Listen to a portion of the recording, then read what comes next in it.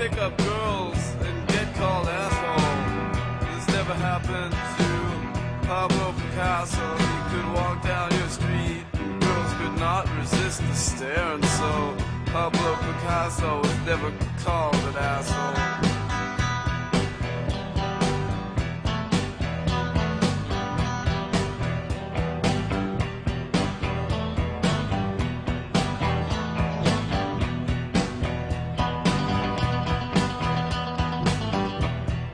Well, the girls would turn the color of the avocado when he would drive down their street in his Eldorado. He could walk down your street and girls could not resist the stare. Pablo Picasso never got called an asshole, not like you.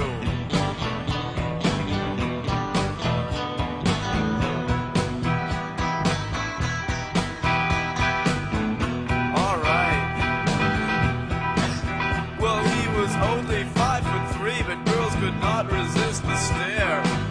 Pablo Picasso never got called an asshole, not in New York.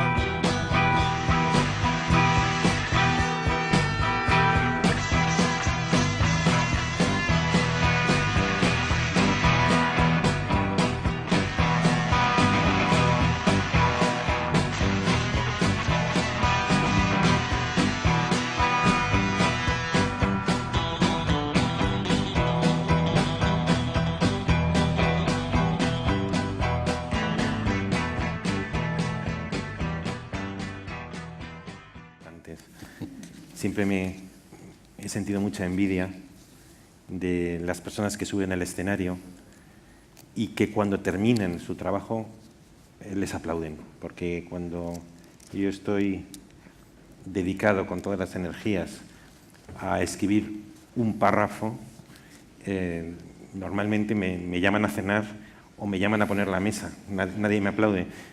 Esto de que decía Fernando Gómez, el que él iba al notario y que había observado que cuando el notario hacía su trabajo nadie lo aplaudía y que él, sin embargo, tenía un oficio que cuando hacía el trabajo la gente le aplaudía.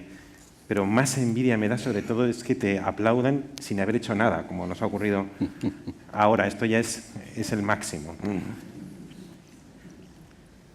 Hablar sobre el humor en el arte no tiene por qué ser particularmente humorístico. Puede llegar a ser bastante grave, bastante serio. Y además no es una materia que sea evidente por sí misma. De hecho, la relación entre el arte y el humor, a mi juicio, es problemática. Si tuviera que hablar de la literatura, probablemente sería más sencillo, o del cine. Pero la relación del arte es problemática y voy a dedicar unos minutos a tratar de explicar por qué, a mi juicio, lo es, estructurando nuestra intervención de esta tarde en tres momentos. La primera es esta introducción que yo he mencionado, en la que durante unos 10 o 15 minutos voy a tratar de definir de manera muy tentativa, como en esbozo, nada concluyente, unas notas sobre el humor y la relación del humor con el arte. En segundo lugar, así nos hemos repartido los papeles, Miguel va a proponer una secuencia en evolución histórica de algunos cuadros que le van a permitir pues, desarrollar un discurso sobre la evolución de la pintura y del arte en general con el humor. Finalmente, cerraremos con unas viñetas alusivas concretamente al arte contemporáneo. Entonces, entrando en la primera de las tres partes enunciada, que es la que inicialmente me corresponde, nos ha parecido prudente no tanto empezar con una sucesión de casos concretos, de obras que hemos seleccionado para vosotros, sino una primera introducción sobre qué es el humor y cuál es su relación con el arte plástico.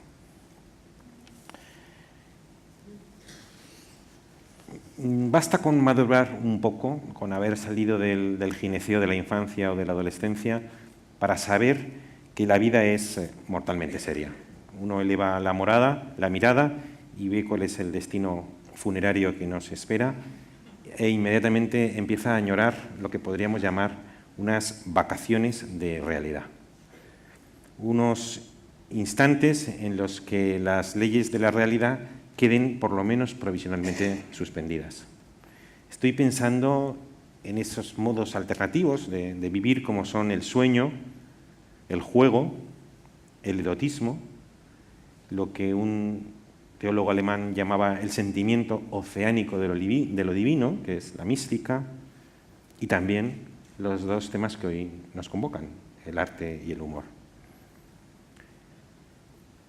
Arte y humor, como las otras vacaciones de realidad, que nos ayudan a negar por un instante la tremenda seriedad de la vida y nos suscitan la ilusión de un mundo sin dolor, de un mundo incruento. Por supuesto, esto que acabo de decir admite muchas modulaciones, porque también son varias las modalidades de humor que existen, porque no es lo mismo el ingenio que la agudeza, que la broma, que el chiste, que la ironía, que el sarcasmo, que la parodia o que la sátira.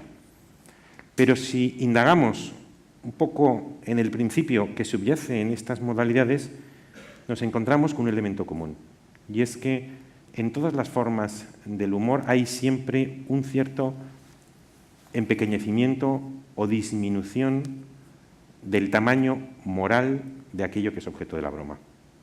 Dice Kant en una definición que ha sido muchas veces repetida: la risa, podríamos cambiarlo por el humor, la risa es la súbita transformación de la ansiosa espera en nada. En nada, dice Kant. Con lo cual, en lo cómico hay siempre un cierto anonadamiento. Algo que reduce a la nada o que tendencialmente disminuye el tamaño, en términos morales, de algo que pretende constituirse en todo. En consecuencia, el humor es el enemigo de las formas variadas que existen de totalitarismo. Pensemos en el totalitarismo ideológico, político, teológico, y cómo lo primero que no admite un totalitarismo político, lo primero que expulsa de la República cuando el totalitarismo se establece en una comunidad, es precisamente el humor. Lo hemos visto en el nazismo, lo hemos visto en el terror estalinista, como lo primero que se suprime en esa relativización de las verdades potentes que ese totalitarismo propone, de esos dogmas. Luego hay un segundo totalitarismo, que es el totalitarismo del ego. Si nos dejaran, el yo, el ego, ocuparía, como el gas, todo el espacio disponible. Claro, no se trata tanto de negar el ego como de civilizarlo, de educarlo. Y para la civilización de ese ego, el humor es un instrumento muy socorrido. Posiblemente no hay nada más ridículo que un hombre o que una mujer, aunque suele ser un hombre, que se toma tan en serio a sí mismo que no admite un residuo de humor. Y al contrario, posiblemente no hay nada más civilizador y más amable que un hombre o que una mujer sea capaz de autoironía. Porque percibimos que en esa autoironía, aunque su ego, como el de todos, se ensancha planetariamente, sin embargo, él conoce esos remedios que civilizan el totalitarismo del ego. Y en tercer lugar estaría el totalitarismo de la muerte, que es tremendamente seria. Como dicen los psicólogos, la aceptación del principio de realidad, que es un principio absoluto y que nos abruma, y por eso necesitamos algunos trucos para sobrellevar esa realidad, con lo que un filósofo eminente, Max Scheler, con una recomendación de Max Scheler, que él hablaba de la necesidad, y eso que él era bastante enfático, hablaba de la necesidad de aplicarse un poco de frivolidad metafísica. Algo así como una jovialidad o un sentido deportivo de la existencia que te permite y te hace tolerable nuestro destino. Y el humor posee en grado máximo esa función desdramatizadora de la existencia que nos permite vivirla con una liviandad soportable. ¿A quién no le ha dado un ataque de risa en el momento menos apropiado? En un entierro, en un funeral, en un acto oficial, porque precisamente ese elemento desdramatizador hace que la realidad excesivamente seria sea por un instante soportable. Esto es lo que tenía que deciros así un poco a vuela pluma sobre el humor, para ver de qué manera estas ideas del humor como vacaciones de la realidad, como empequeñecimiento, como relativismo, como anonadamiento, como instrumentos civilizados que nos inventamos para poder sobrevivir en la vida, es o no aplicable al arte. Porque ya os digo que no me parece tan evidente que lo sea. Por eso lo que nos ha asignado Juan pues es un regalo envenenado, que nos hemos esforzado mucho por tratar de llegar a algunas conclusiones compartibles, por tener el placer de compartirlas con vosotros. Bien es sabido que la antigüedad griega y romana desarrolló también la pintura, pero apenas nos ha quedado nada de ella. Existió algunos pintores ilustres, como Apeles, y nos han quedado algunos documentos gráficos en las paredes, en los frescos, pero cuando en el Renacimiento se trató de renacer imitando en la pintura a los clásicos griegos o romanos, no pudieron imitar a los maestros de la pintura, que o no existieron o no llegaron al Renacimiento, y pintaron imitando la escultura griega y romana. Bueno, en el Renacimiento, los temas que inicialmente los pintores asumieron como propios eran temas también tremendamente serios. Tres de ellos, por lo menos, heredados de los siglos anteriores. Los tres temas hiperserios eran los temas del mito griego y romano, los temas procedentes de la fuente bíblica y los temas relacionados con las hazañas épicas y guerreras de los príncipes y de los emperadores y de los reyes, que llenan paredes y paredes del Renacimiento. Y el Renacimiento trajo por lo menos más, pero por lo menos otras dos novedades. Una es el retrato y el autorretrato, cuando la individualidad empezó a exigir un modo de reflejar sus rasgos individualizadores, puesto que el retrato antiguo había sido sobre todo un retrato tipificado de modelos más que de rasgos individuales. Y otro modelo fue, otro tema, pero veremos que también serio, fue el bodegón. Y claro, el humor con esas características que antes he enunciado, de relativismo, de anonadamiento, de empequeñamiento de las cosas, no es fácilmente compatible con estos temas de tanta seriedad, que justamente lo que pretendían era elevar y dignificar a una nueva clase. Recordar además que gran parte del arte que entonces se practica es un arte de encargo, de los reyes, de las casas nobles, de la Iglesia, y este tipo de estamentos, por decirlo así, estaban para poca broma. Lo que querían era ennoblecerse, dignificarse, esos retratos que llaman de aparato, donde aparece uno incluso enaltecido o exaltado. Nadie tenía ganas de encargar un retrato en el que uno apareciera ridiculizado. Esto no quiere decir que, por supuesto, que en el Renacimiento ya no hubiera humor. Hay un humor a veces de una modalidad indirecta. Hay ironía, hay juego mental, hay agudeza, hay ingenio, hay una cierta, eso es juego mental en el sentido de relativización de esquemas anteriores de una manera sutil. Recordemos también que muchos de los pintores están ideológicamente controlados por algún tipo de autoridad. Y luego, y esto quisiera también compartirlo con vosotros porque pienso que es una idea, primero, que no es mía, sino que viene más bien del reino de la literatura, pero creo que en parte se puede aplicar al mundo de las artes plásticas, y es que durante milenios se había producido una ecuación. En literatura es clarísimo, y es que si uno quería hablar de temas elevados, yo qué sé, imaginar de la dignidad, o de la muerte, o de la belleza, o de la justicia, o algún tipo de dilema moral, imaginaos pues, Edipo, o Sófocles, o la toma de Troya, entonces había una asunción, había un principio que había que respetar, y es que el artista tenía que utilizar siempre grandes héroes, normalmente además con idealizados, y luego si encima si era en literatura normalmente era verso. Y al revés, si uno tenía el capricho de poner en sus obras una persona de su experiencia cotidiana, por tanto no grandes héroes, ni semidioses, ni dioses del Olimpo, sino una persona de su vida cotidiana, la regla que prácticamente no admitía excepción es que si tú pones a alguien que es de tu vida cotidiana, tiene que ser en un registro cómico. Y así, por ejemplo, tenemos a Sófocles, que habla de temas serios, pero todos son personajes míticos, y tenemos a Aristófanes, que vienen pescaderos o vienen pues, verduleras, pero siempre tiene que ser el registro cómico. Y una de las peculiaridades del Renacimiento es lo que podríamos llamar la conquista de la vulgaridad.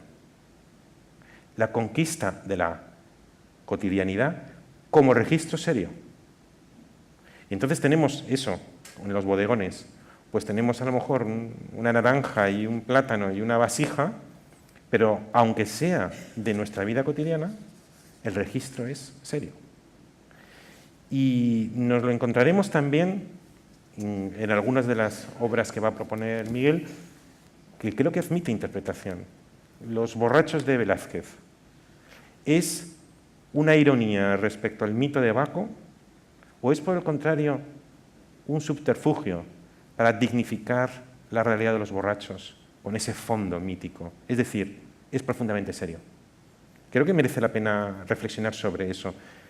La familia de Carlos IV de Goya, con esos rostros un poco lerdos que tiene la familia, y esa silueta, ese porte tampoco elegante, tampoco distinguido, está ironizando sobre la familia, cosa que realmente es poco verosímil en un cuadro de encargo. O por el contrario, lo que está es conquistando la vulgaridad y la realidad, dotándole de una enorme seriedad. Todo lo que acabo de decir es, sin embargo, compatible con que existiera junto a este gran arte de encargo, otro arte más esquivo, más popular, con otro registro, quizá a veces podía ser panfletario, o que iluminara o ilustrara los libros.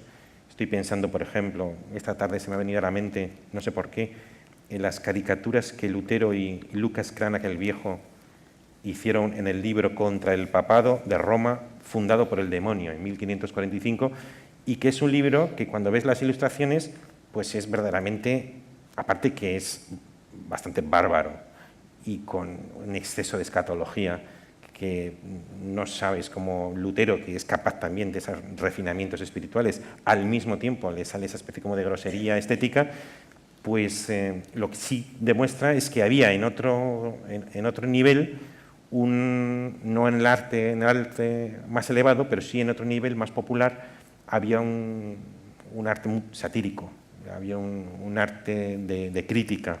Y esto se desarrolla en el siglo XVIII, lo veremos también, con un grabado también de denuncia social, de críticas de costumbres, veremos a Hogarth, veremos a Granville, y con el desarrollo del periódico, pues la generalización de esas viñetas que tienen esa función satírica, de denuncia y de crítica de costumbres y de abusos sociales, las viñetas, las ilustraciones, etc. Y por último, todo lo que acabo de decir es anterior al arte de las vanguardias. Pero claro, es que el arte de las vanguardias, finales del XIX, siglo XX, todo él es una especie de gran broma. Todo él es una vasta ironía, casi diría que sarcasmo, al arte tradicional. Prácticamente no hay un principio heredado del arte tradicional, que de maestro a discípulo en el gremio se había ido generalizando desde miles de años. Si tú quieres pintar, pues tendrás que respetar unas reglas, porque el arte significa reglas. Y por tanto habrá que aprender unas reglas, como el que es arquitecto, como es el que es médico, y entonces en el gremio uno aprende de su maestro la forma, la proporción, la línea, el canon, los colores, tantas cosas. Y llega en la vanguardia y nos demuestra que todo esto que parecía inherente al arte durante milenios, pues no, todo eso se puede prescindir, porque el arte reside en la libertad del artista. Y así puedo poner un urinario, y veremos, y declararlo de una altura artística semejante a la Capilla Sixtina, lo cual tiene en sí mismo algo como de gran broma, como de gran chiste. Y luego hay algunos movimientos o algunas tendencias de las vanguardias que son ya casi explícitamente humorísticas, como puede ser el surrealismo y en algunos aspectos el arte conceptual, que es algo así como el arte del ingenio llevado a este dominio. Y si os parece bien, lo dejaría aquí para empezar con la galería de fotos, de imágenes de Miguel. Luego pasaríamos a las propias viñetas y con eso completamos el acto. Muy bien, pues la verdad es que muchas gracias. Gracias a Juan Bas, que nos ha convocado aquí, gracias a Javier por invitarme a compartir esta conversación sobre el humor y la pintura y gracias a todos por la paciencia de escucharnos, ¿no? Tengo que reconocer que soy la persona más aburrida que conozco, ¿no? Por lo tanto, me tranquiliza saberme, en este caso, subalterno, ¿no? de Javier y hacer un poco de picador o de banderillero, ¿no? Después de, digamos, de que él le haya tocado recibir a este toro, un toro, y le tocará al final matarlo también, ¿no? Y la verdad es que es un toro, como lo ha dicho él, serio, de cuernos astifino y la verdad es que yo creo que este tema, relacionando el humor y el arte, o el humor y la pintura, creo que tiene tres alternativas, ¿no? Es el arte o la pintura burlándose del hombre, provocando la risa, el hombre burlándose del arte, como lo ha señalado Javier, ¿no?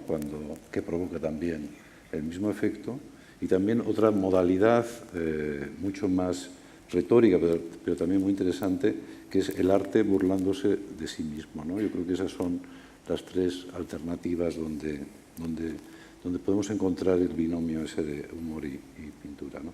Para acercarme a este tema, he mirado en los dos museos donde he desarrollado los últimos años mi actividad profesional, en el Museo del Prado y en el Museo de Bellas Artes de Bilbao, dos museos muy veteranos, muy serios por otra parte, dos plazas de primera, pues se puede decir, ¿no? Y he empezado por el Prado, y la verdad es que es difícil encontrar el humor en el Prado, ¿no? Como ha dicho Javier, y es difícil encontrar lo cómico. La verdad es que si no estuviera el Bosco, si no estuviera muy presente la obra de El Bosco y de sus seguidores en esa colección de arte maravillosa que supieron reunir los reyes de España, pues prácticamente tendríamos que esperar al mundo casi contemporáneo, a Goya, ¿no? Para encontrarnos con el humor, ¿no? La verdad es que el Bosco nos sitúa en el norte de Europa en un particular momento, en el momento de transición entre el mundo medieval y el mundo moderno, el mundo del Renacimiento, ¿no? Y como digo, gracias a la pasión que tuvo Felipe II, conservamos este grupo maravilloso de obras del Bosco en el museo, ¿no? Pero la verdad es que siempre ha habido una resistencia a interpretar el Bosco desde el punto de vista del humor, por decirlo de una forma directa, ¿no? Incluso el padre de Sigüenza, que es el primer apologeta del Bosco, ¿no? Cuando hace su descripción, su historia del monasterio del Escorial, le trata de defender al Bosco, tratando de quitarle, digamos, ese carácter humorístico, ¿no? que tiene él, convirtiéndolo en un pintor más bien moralizante que un pintor crítico, ¿no? con la sociedad de su tiempo, etc., ¿no? Y la verdad, aquí hemos convocado a la obra maestra absoluta, ¿no? al tríptico del Jardín de las Delicias, que cuando entró en el Escorial recibió el nombre más perfecto. Creo que tendríamos que poner ese título a este cuadro, que quien hizo el inventario dijo: un cuadro sobre la variedad del mundo, ¿no? Creo que define como nadie ha sabido definir esta obra tan compleja, una obra de asunto de historia, pero no creado para un espacio religioso, sino para un espacio palaciego. Por lo tanto, un cuadro que es más que devoción, es un cuadro de conversación, un cuadro sobre el que los cortesanos podían iniciar una conversación en torno a lo divino, a lo humano, al hombre, a la naturaleza, ¿no? Y por lo tanto, yo creo que, digamos, quitarle esa cualidad intelectual sería reducir un poco su potencia, ¿no? Es uno de los grandes artilugios intelectuales que hemos heredado de esta parte del mundo, ¿no? Incluso el padre Sigüenza se contradice, trata de defender, yo creo que trata de proteger al Bosco, le apasiona la obra del Bosco, pero lo quiere defender de los críticos, de los que podían considerar que estas obras podían considerarse heréticas, ¿no? Y entonces llega a decir en su descripción, dice, si las aceptó el propio rey, que era tan católico y pues tenemos que darle al Bosco ese carácter, digamos, profundamente religioso, ¿no? Pero yo creo que no se interpreta el Bosco ni el Jardín si no es en una clave de humor. Pues simplemente hemos perdido los códigos para interpretar todo lo que tiene detrás un cuadro como el Bosco, otras obras también del Bosco como la extracción de la piedra de la locura, los pecados capitales, el carro de heno, esas obras que relacionamos con una visión moralista, disparatada, pero con una vocación de ser ejemplarizante, de buscar, de identificar, digamos, los pecados o las debilidades de lo humano, ¿no? A través de la pintura, ¿no? Pero yo creo que ahí hay una clave de humor. Como decía el propio Sigüenza, hablando del Jardín, dice que no pretendían otra cosa sino mostrarnos las malas costumbres, hábitos o siniestros avisos, de que se visten las almas de los miserables hombres, que por soberbia son leones, por venganza tigres, por lujuria mulos, caballos, puercos, por tiranía peces, por vanagloria pavones, por sagacidad y mañas diabólicas raposos, por la gula lobos, por insensibilidad y malicia asnos, por simplicidad bruta ovejas, por travesura cabritos, y otros tales accidentes y formas que sobreponen y edifican sobre este ser humano, y así se hacen estos monstruos y disparates, y todo para un fin tan apocado y tan vil como es el gusto de una venganza, de una sensualidad, de una honrilla, de una apetencia y estima, y otras tales que no llegan apenas al paladar ni a mojar la boca, cual es el gusto y saborcillo de una fresa o madroño, y el olor de sus flores, que aún muchos son que muchos con el olor se sustentan, ¿no? Escribe maravillosamente. Iba a decir una cosa, y es que uno de aquí, Unamuno, decía que la mejor prosa del siglo XVI-XVII, que es cuando lo escribe, porque escribió su historia de la Orden Jerónima y dentro está la descripción del monasterio, era el padre Sigüenza, que tiene un castellano verdaderamente delicioso y que en la cita de Miguel podemos apreciar. Extraordinario, la verdad. Pues cuando hicimos la exposición del centenario del Bosco, ¿no? Tratamos de hacer un documental sobre el Jardín de las Delicias y reunimos a como 20 voces autorizadas de escritores, artistas y demás. Y el único que sintonizó de todos todos tenían una opinión sobre este cuadro, ¿no? Pero ninguna coincidente con la del otro. Pero el único que entendió esa vis cómica o humorística en el jardín fue Miquel Barceló, ¿no? Que no paró si tenéis oportunidad de ver este documental, no paró de reírse, ¿no? Buscando, digamos, todas todas estas formas diferentes, como nos describe el padre Sigüenza, de representación de la condición humana y de las malas costumbres, ¿no? Bueno, seguimos adelante. Hace muy pocas, el Bruegel, vamos a colocar la diapositiva de Peter Bruegel, la fiesta del vino de San Martín, un seguidor directo del Bosco, un cuadro adquirido muy recientemente por el Museo del Prado, que perteneció a una familia, a una de las grandes colecciones históricas españolas, a la familia Medinaceli, y tuvimos la oportunidad de recuperarlo, ¿no? Y en yo creo que este ejemplo de Bruegel nos sirve para entender cómo digamos, ya el humorismo o el recurso a lo cómico toma una mayor visibilidad, ¿no? Si lo veíamos un poco escamoteado en el caso del Bosco, yo creo que en Bruegel, en esta bacanal popular, ¿no? Donde reúne en torno a la fiesta del vino, al primer vino del año, se reúnen un centenar de figuras en torno a un tonel para todos tratando de beber el vino, y donde Bruegel plantea como si fuera un tríptico, donde está la escena histórica, la escena ejemplarizante, que es San Martín de Tours, ¿no? Cortando su capa para entregársela a un menesteroso, ocupa la parte derecha del cuadro. En el centro está esta kermés, esta especie de gran bacanal llena de escenas cómicas. Yo creo que ya aquí no oculta,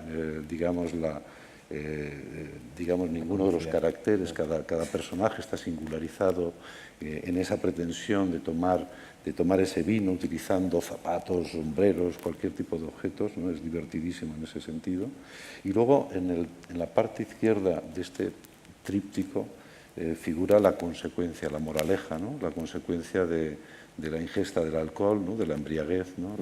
La pelea entre esto, los vómitos, incluso la mala práctica de la madre que hace beber el vino al niño, ¿no? Que me interesa destacar también hasta qué punto lo cómico, precisamente por ser realista, siempre se asocia a lo popular.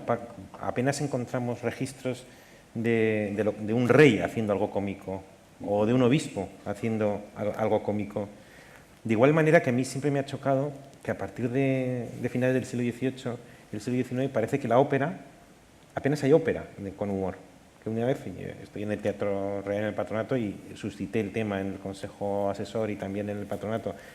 Pregunté a los que saben más que yo, oye, ¿existe en el siglo XIX, en el siglo XX, ópera con humor?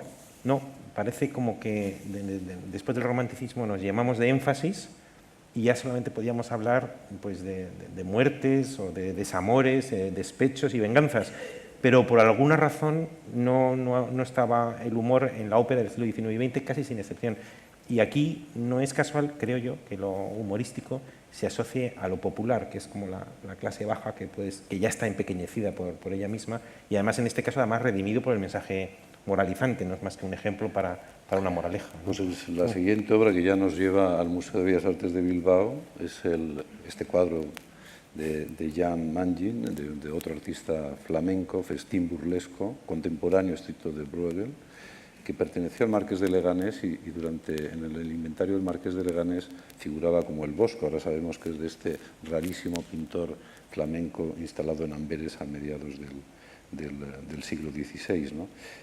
Otra vez nos encontramos con eso, ¿no? Otra vez nos encontramos con una boda campesina, ¿no?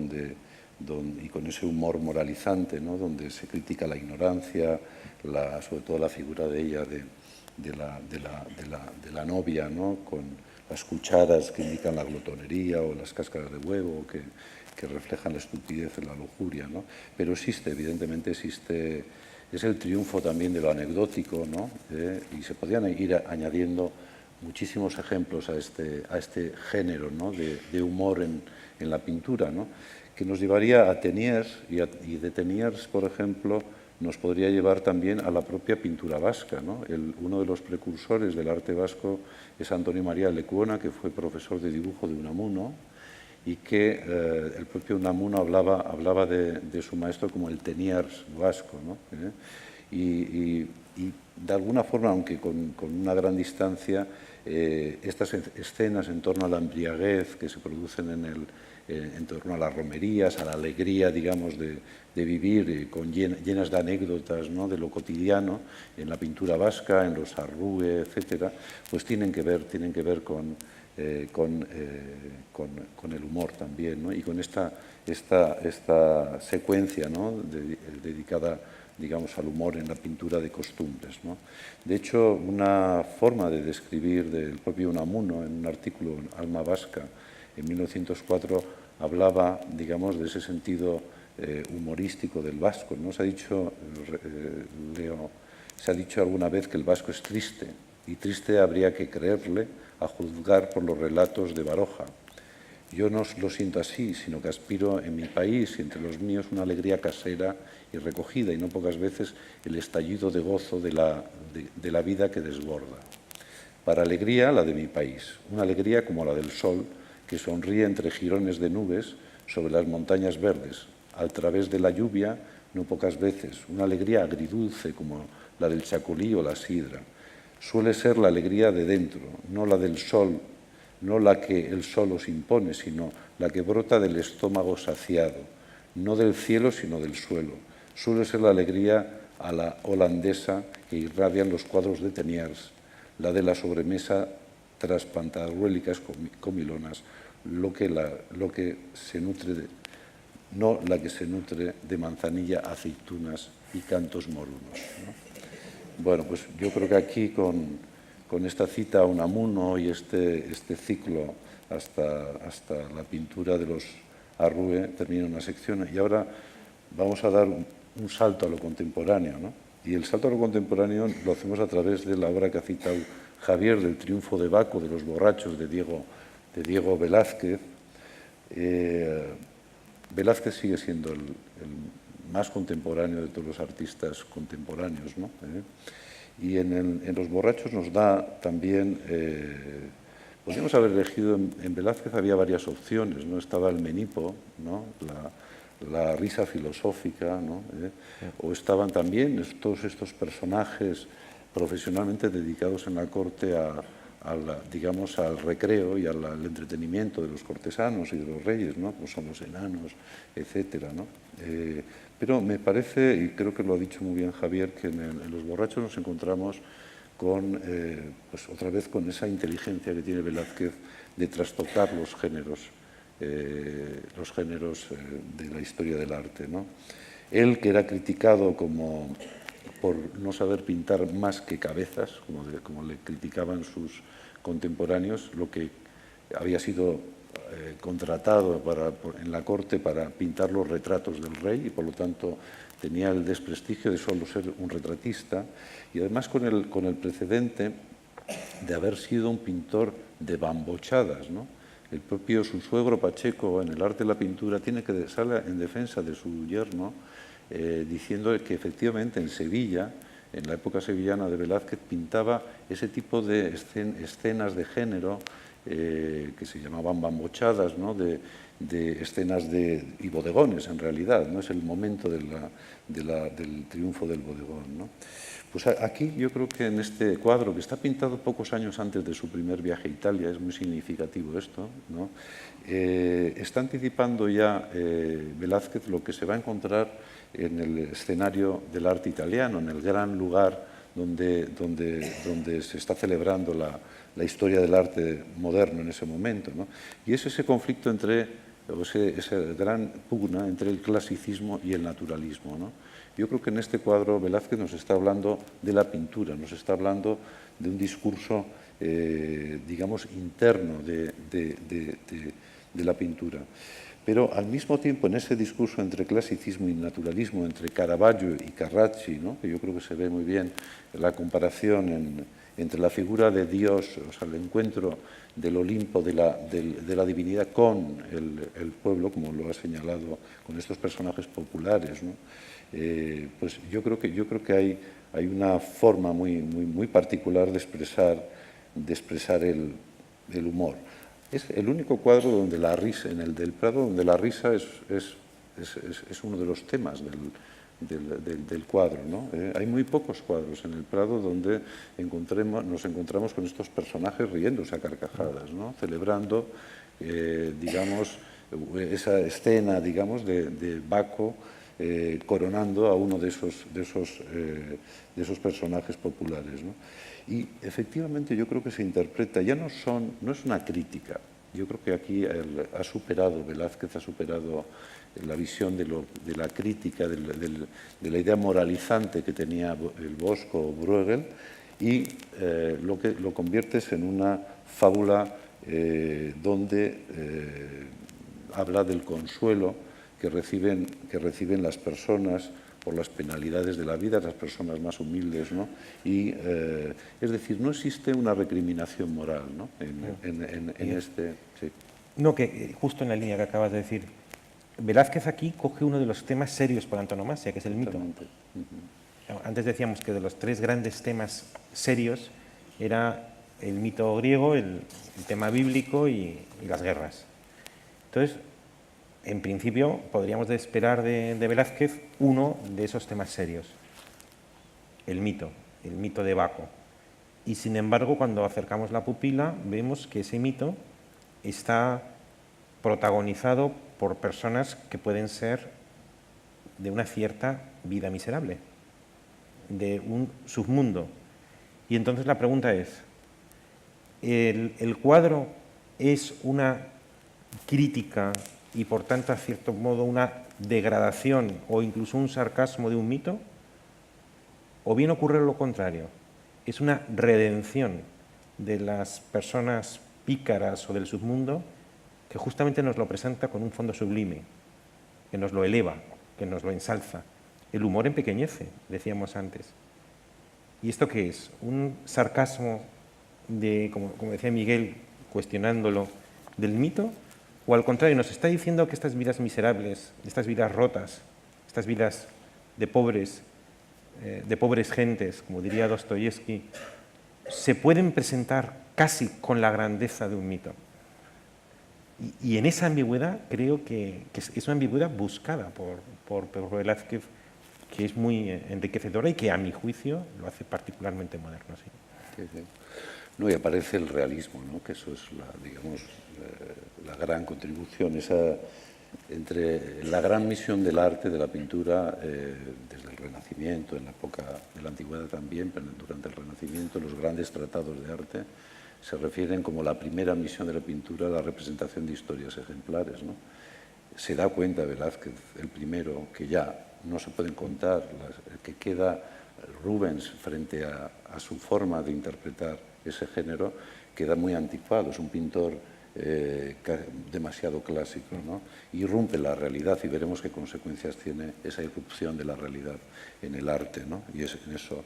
De hecho, vamos a dar un salto a Goya y vamos a ver, Goya, al poco de llegar a la corte a Madrid, desde su Zaragoza natal, una de las primeras cosas que le encargan es hacer una serie de grabados sobre obras principales de la colección real y especialmente de Velázquez, ¿no? Y elige, entre las obras que elige es el cuadro de Velázquez, ¿no? Y de hecho vemos en la versión de Goya, vemos cómo es una versión más cómica. Es decir, la seriedad que hemos querido ver Javier y yo en el original de Velázquez adquiere ya un carácter más cómico, ¿no? Más burlesco otra vez, ¿no? Que tiene que ver con la visión más contemporánea, ¿no? Y de hecho, vamos a avanzar con Goya también, nos encontramos esa forma también de interpretar la embriaguez o a través de la representación de personajes populares, pero de una forma también como más satírica, más cómica, ¿no? Que es en esta escena, doble escena, ¿no? Que por una parte nos representa, uno es el boceto, el que está a la izquierda es el boceto del gran cartón que pinta para convertirlo en un tapiz, en la Real Fábrica de Tapices, que es esta que está a mano derecha, ¿no? Y es curioso cómo transforma Goya el tema que él ha pensado, que él ha inventado como el tema original para esta escena, que es el albañil borracho. Es decir, los compañeros están trasladando al albañil que se ha embriagado y están mofándose de él, ¿no? Es una escena que la podemos poner en relación a lo que hemos visto de Bruegel, etc., ¿no? Y el mismo artista, el mismo Goya, lo transforma. Seguramente alguien le indicó, creo que esto no le va a gustar al rey, o va a ser, no es lo propio, no es políticamente correcto en ese momento, y lo transforma en una escena de crítica social. Una de las primeras imágenes que entendemos de crítica a las condiciones de trabajo, etcétera, es este cuadro, ¿no? Por lo tanto, pero sí vemos un poco, en el caso Goya es un caso realmente donde lo cómico adquiere ya una condición estrictamente contemporánea, ¿no? Enlaza con William Hogarth, que es la siguiente imagen que vamos a proyectar. Creo que es uno de los cuadros de la carrera del libertino, ¿no? de William Hogarth, que es este gran pintor y grabador inglés, ¿no? Que introduce esta idea del comic historic painting, ¿no? como un nuevo camino, ¿no? a la comicidad en torno a las pinturas, pero que sigue desarrollando de alguna manera el eco, digamos, que había dejado Bruegel y la tradición flamenca en esta pintura sobre costumbres morales, ¿no? Pero aquí ya no es una crítica simplemente de carácter moral, sino se convierte ya en un divertimento, ¿no? Tanto en la carrera del libertino como el matrimonio a la moda de Hogarth tiene que ver, digamos, con ese divertimento y con el triunfo de los caricaturistas, el triunfo de lo cómico, que será el triunfo del mundo contemporáneo, ¿no? A través de, digamos, el gran teórico que tiene el arte en el tema del humor, que es Baudelaire, ¿no? Baudelaire identifica con claridad como el pintor de la vida moderna a un caricaturista, ¿no? Escribe por primera vez un ensayo sobre lo cómico, ¿no? y una historia de la caricatura, donde introduce, entre otros, a Delacroix, a Goya, por supuesto, a los caricaturistas ingleses como Hogarth, ¿no? Y ese, digamos, pero antes de llegar a ese momento tenía otra imagen que no sé si es... bueno, hablando de Baudelaire, sí. muy oportuno. Muy oportuno, que son casi contemporáneos, además. No, se me ocurrió añadir esta imagen porque, fijaos lo que hemos estado hablando hasta ahora, las dificultades de hablar del humor siempre de una manera indirecta en el gran arte, ese gran arte por una parte de encargo, que por tanto siempre es a la mayor gloria de quien lo encarga, y que además esa tendencia a la idealización del arte que había heredado del Renacimiento y que toda la lucha es, hasta cierto punto, como decía Miguel, una conquista de la realidad frente a esa especie como de idealización ejemplar del mundo que habían heredado de los griegos y los romanos, como se ve, por ejemplo, en la escultura. Aquí es la conquista de la realidad, pero de una realidad dándole una cierta densidad, no solamente como algo efímero, sino algo serio. De hecho, en la teoría que antes te hablaba, de la teoría literaria, este autor, Auerbach, dice: hay dos momentos en los que se rompe la teoría de los dos géneros. El género elevado, que tiene que ser siempre idealizado, y el género de la experiencia cotidiana, que tiene que ser siempre cómico. Dice, hay dos excepciones.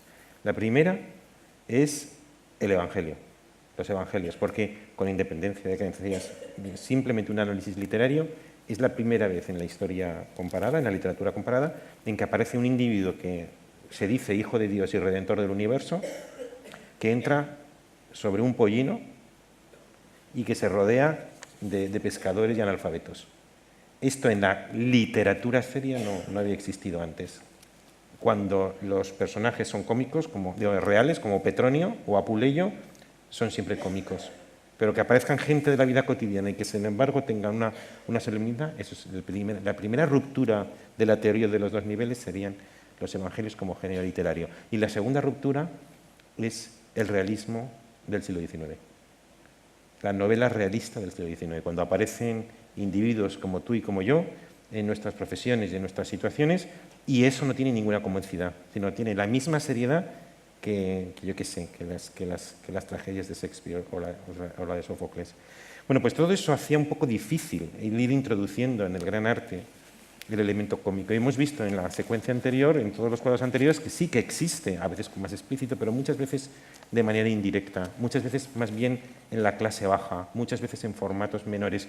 Y justamente esto de Granville lo que demuestra es el esplendor de lo cómico, pero que ha encontrado su soporte, que es el periódico, es la viñeta, y que tiene una finalidad satírica, porque por otra parte, lo icónico tiene una fuerza de persuasión extraordinaria. Yo cuento esto literariamente y tiene menos gracia. Bueno, pues este es el Arca de la Alianza, donde en vez de estar las 12 tablas las dos tablas de Moisés, está el becerro de oro, y esto es una sátira, por supuesto, del materialismo del siglo XIX. Me parece que es casi coincidente en la época de 1840, más o menos, esa época de esplendor en París, donde quienes soportan la alianza pues es una especie como de un banquero a la izquierda, un pirata a la derecha, una especie de obispo que parece que es judío en medio. A la derecha encontramos también pues, un obispo, un emperador, monedas por el suelo, sahumerios a la izquierda, es decir, es una crítica a un materialismo grosero que se está imponiendo en París en 1840 y que tiene esa fuerza de lo icónico que posiblemente lo literario no tiene, pero que al mismo tiempo ha tenido que esperar a encontrar su fuerza y su medio, que es el periódico. Sí, la siguiente imagen nos devuelve a casa, ¿no?, que es la vista del Arenal de Luis Paret y Alcázar, que si lo relacionas con Hogarth, él fue el primer coleccionista de Hogarth. Las primeras estampas de Hogarth que llegaron a España fueron las que él figuraba en el inventario cuando llegó a Bilbao a finales del siglo XVIII. Y Paret también, la propia vida de Paret parece la carrera del libertino, ¿no? Es decir, sabéis que fue desterrado a Puerto Rico por favorecer, digamos, determinadas costumbres licenciosas del hermano del rey, del infante Don Luis, ¿no? Y a la vuelta, 3 años después de ese destierro, pues apareció en Bilbao. Le dejaron volver a la península, pero tenía que vivir a 40 leguas de la corte y eligió Bilbao. Y esto es una suerte para Bilbao el que un artista tan fabuloso como él pues hubiera estado casi una década trabajando aquí, pintando, entre otras cosas, este cuadro entretenido. No digo que esté cargado de humor, pero es la primera vista que tenemos de este espacio urbano del Arenal, de una ciudad entonces de 10.000 almas, ¿no? Pero donde ya hay esas escenas, digamos, de idilio, al lado del trabajo, ¿no? Están estas escenas delicadas, de escenas de cortejo, etc., ¿no? Pero lo traigo para introducir el siguiente cuadro, que sí ya es un cuadro lleno de humor, que es el de Ignacio Zuloaga, que en el mismo escenario, en el Arenal, es una mala reproducción, pero es el cuadro que pintó el joven Ignacio Zuloaga a los amigos del Kurdin, ¿no? Ese grupo de amigos que montaron un pequeño club, el Escritorio se llamaba, pero era más conocido como el Kurdin Club, jóvenes de familias adineradas de la ciudad con aficiones musicales y artísticas muy extraordinarias, ¿no? Muchos de ellos participaron en la creación de muchas de las instituciones culturales de principios de finales del XIX y principios del siglo, ¿no?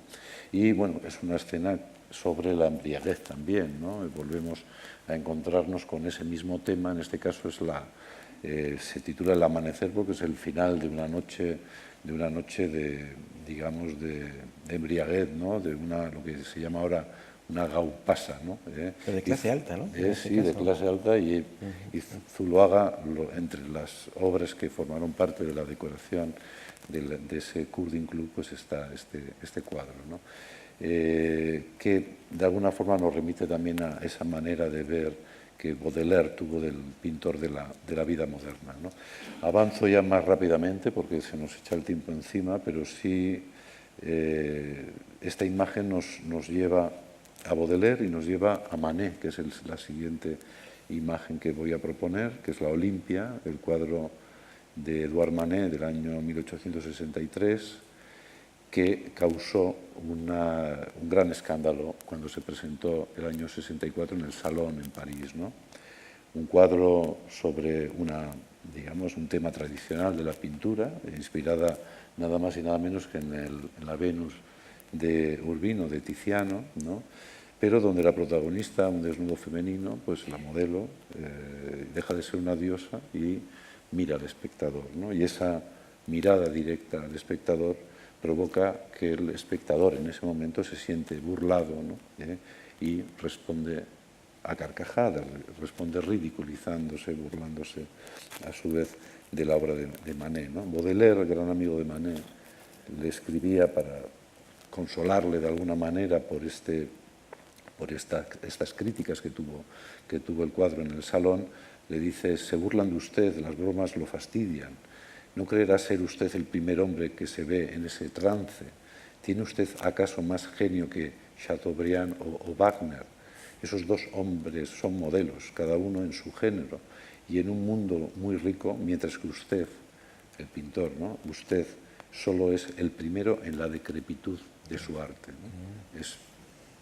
La verdad es que para animarle no podía ser más duro, ¿no? Y de hecho, Baudelaire anticipa algo, ¿no? Anticipa algo que es real, ¿no? Que es un poco, digamos, como si la pintura sigue sirviendo, ¿no? para el propósito, ¿no? Que había tenido históricamente, ¿no? La representación del mundo ejemplar, cuando estaba ya entregado, digamos, el arte completamente al realismo, completamente. De hecho, el cuadro La Olimpia, la crítica a la Olimpia es que había perdido su calidad de ejemplaridad, de ser parte de una historia narrada ejemplarmente, ¿no? Y convertirse en pura realidad, ¿no?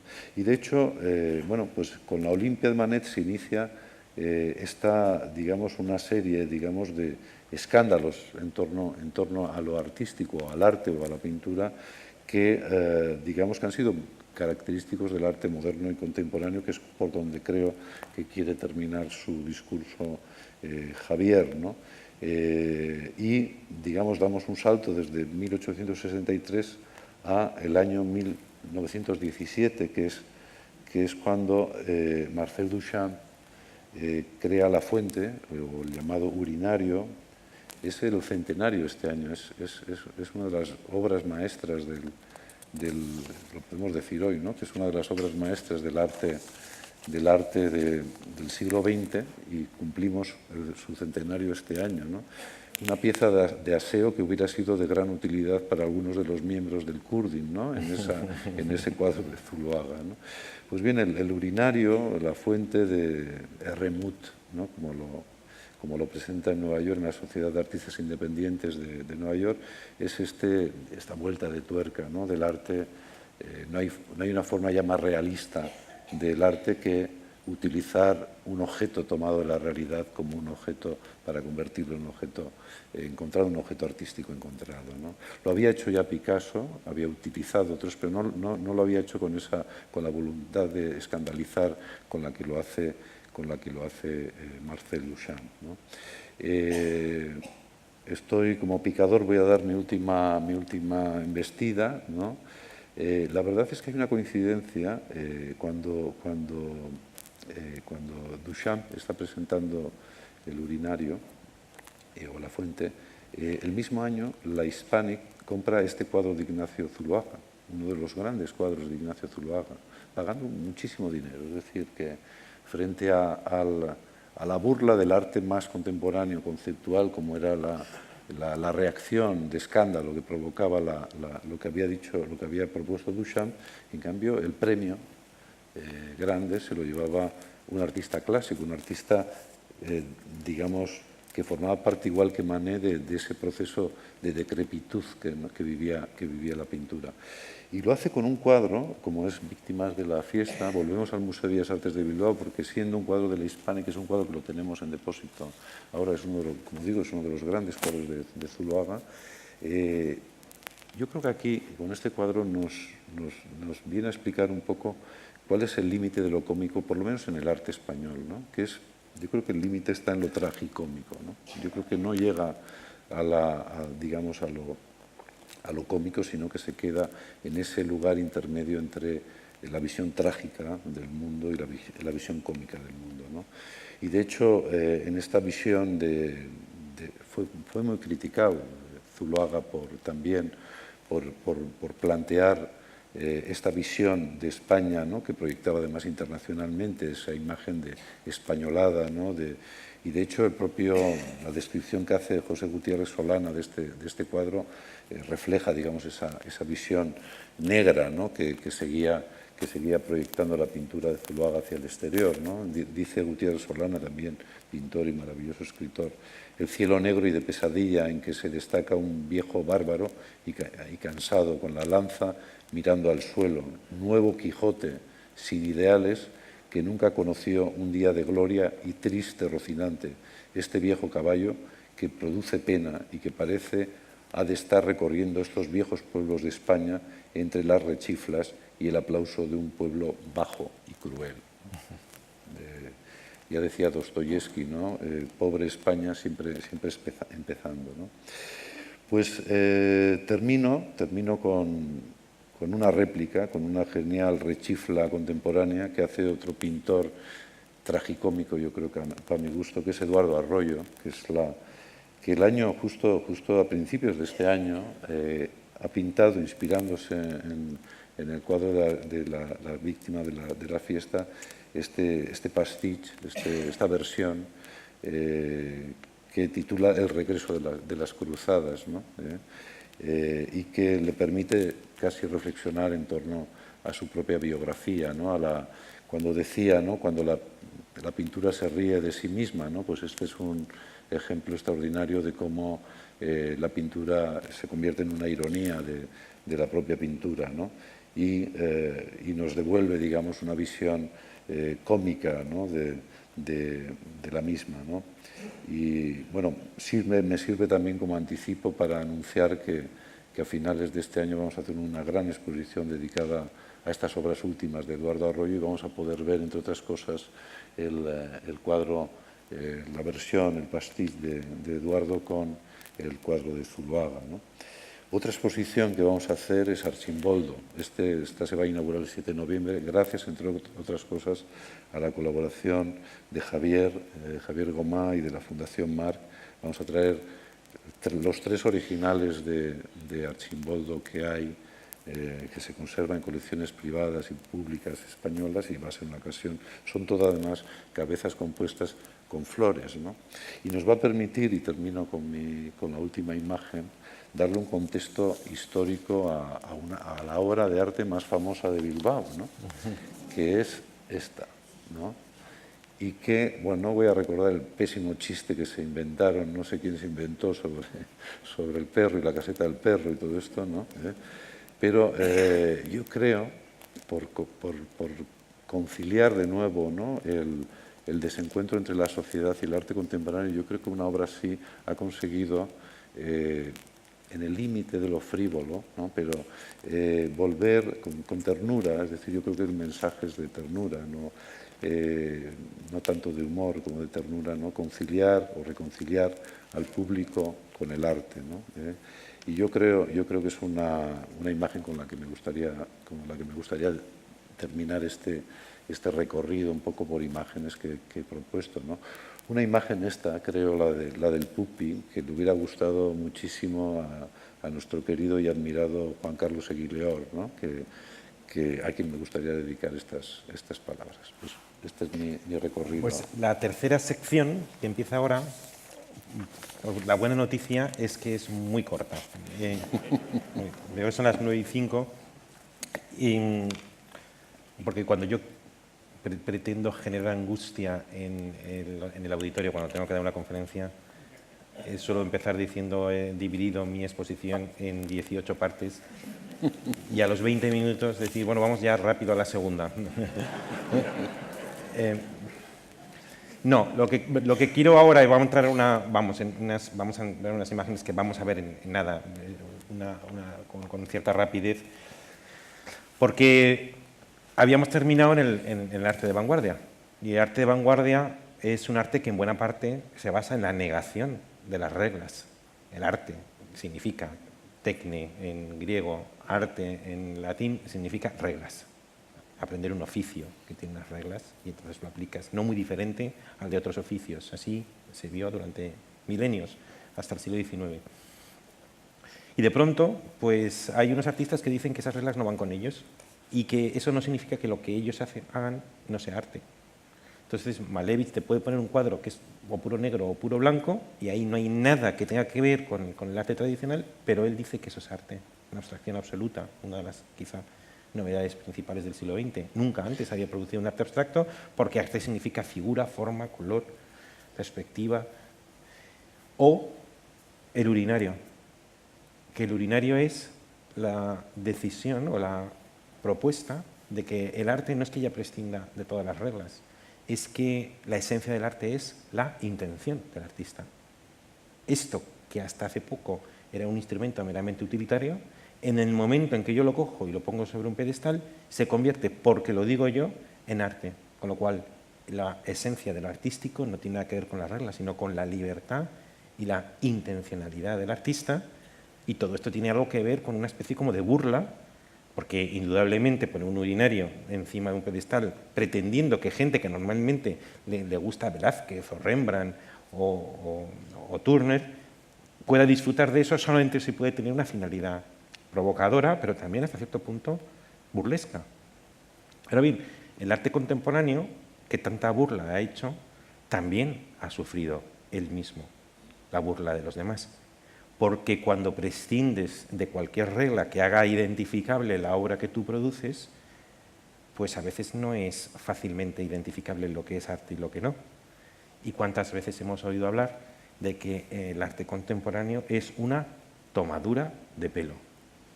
¿Y qué regocijo producen las noticias que leemos en el periódico de señora de la limpieza del Museo de Reina Sofía tira al contenedor una obra valorada pensando que era un cubo de la basura o que era un conjunto de piedras mal colocadas?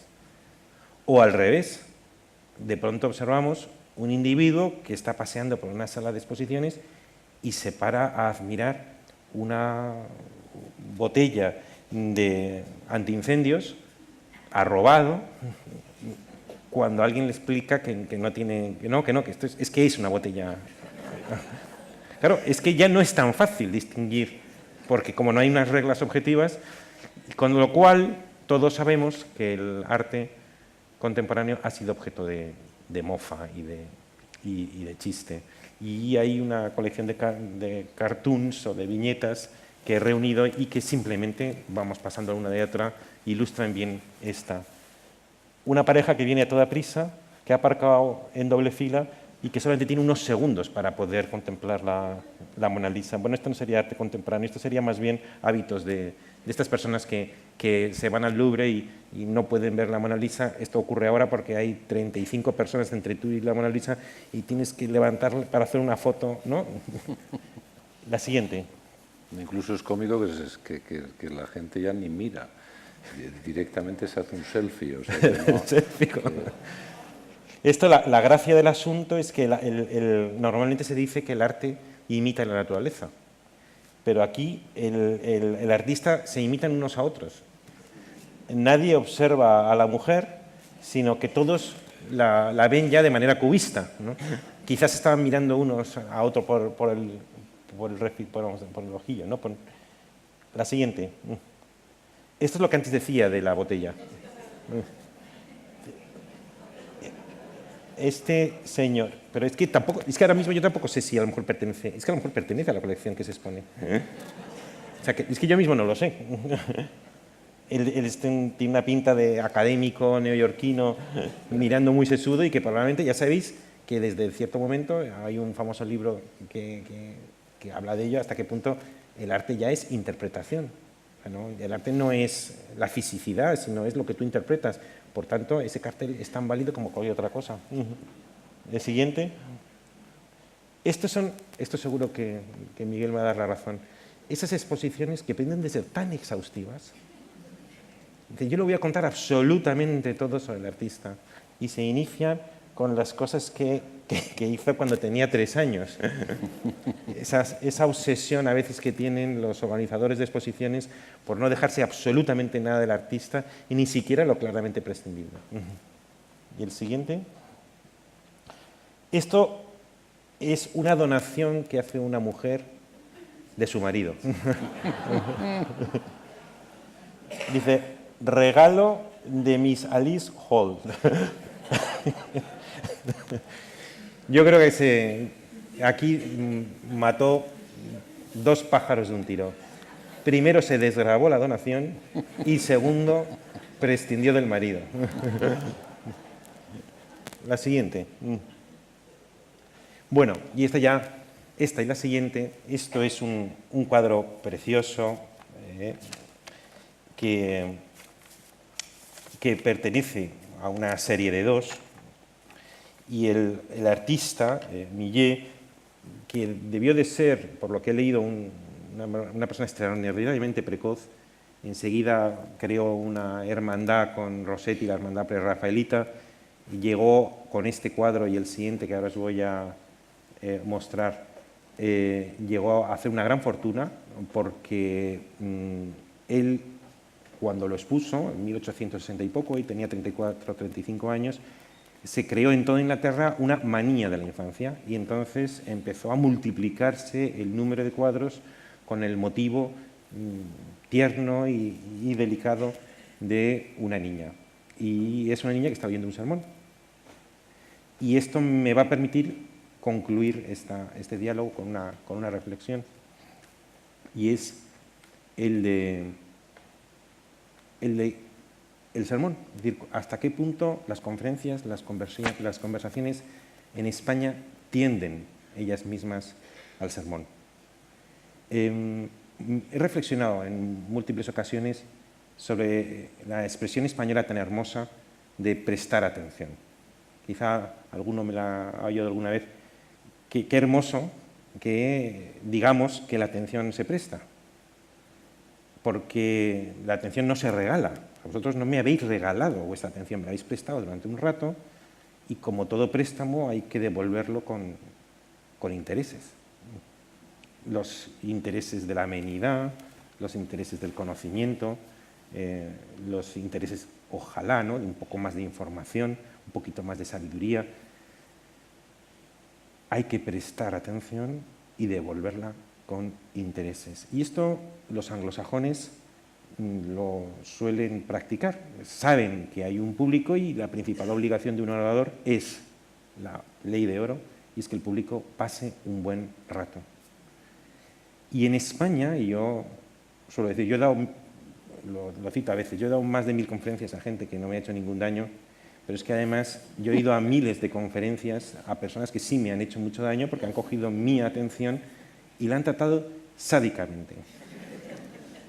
Y en España es muy frecuente que cuando el conferenciante ve la sala, y si afortunadamente encima, como hoy está una sala llena, no dice voy a coger la atención y os la voy a devolver remunerada con intereses, sino lo más bien piensa es habéis caído en la trampa. Demasiado tarde para vosotros, porque os voy a meter un ladrillo que os vais a enterar. Y lo que normalmente ocurre es lo que viene en la siguiente imagen. Y lo único que pido es que ojalá no sea el caso que Miguel y yo en nuestra conversación hemos suscitado entre vosotros. Muchas gracias. Muchas gracias.